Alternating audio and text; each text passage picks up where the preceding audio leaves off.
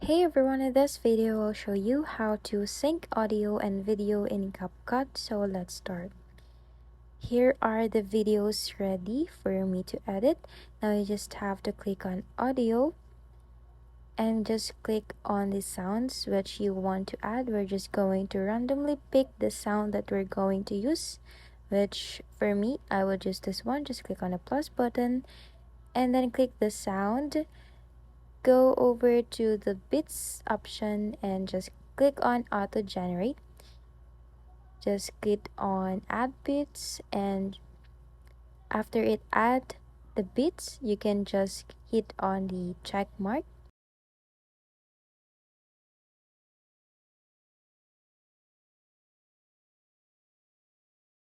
You will now see that there are yellow dots, which are the bits that can serve as a landmark, in which for this one I will just zoom it out or zoom it in so that I can see it in a larger perspective. So you can just hit on this one and we're just going to cut so that it would be fit on the beat. As you can see,